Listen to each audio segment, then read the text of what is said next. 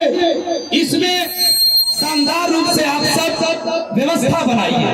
मैं सभी पीला लगाए अपने पवन सिपाहियों से अनुरोध करता हूं कि वो नीचे उतर के उनका स्वागत करें, किनारे खड़े हो जाए।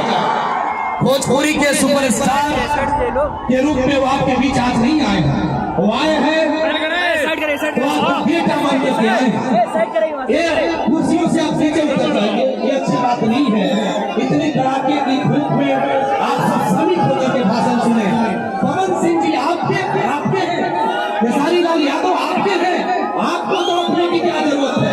आप मत में चलिए, खेसारी लाल यादव और पवन सिंह आपकी मोहब्बत में घायल हैं।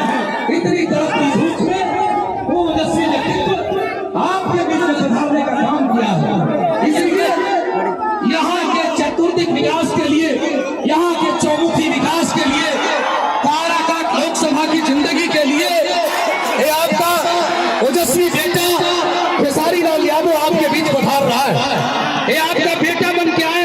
खेसारी आपके स्वाभिमान है, खेसारी आपकी ललक है, खेसारी आपका आत्मसम्मान है।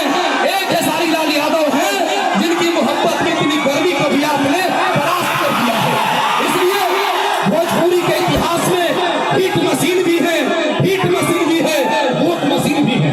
इसलिए ये चमकता कुंडल भोजपुरी का उत्थान का है।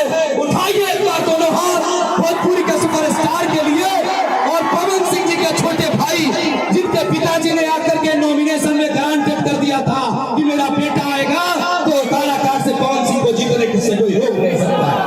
मैं सीधे सीधे माइक देता हूँ, थोड़ा मोहब्बत से आपको चूम ले खेसारी लाल यादव।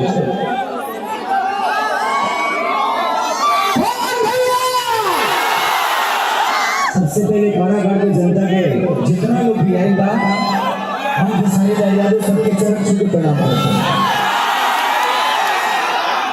जिंदगी में हमने कोई संघर्ष वाला पहले खुद के बड़ा करे खातिर आजकल अपना जनता के जो गरीबी जो व्यवस्था बा ओकरा के सुधारे खातिर भी हमनी के फील्ड में आवे मजबूरी हो गई। अगर हमनी के नेता अगर काम करी तो हमनी काहे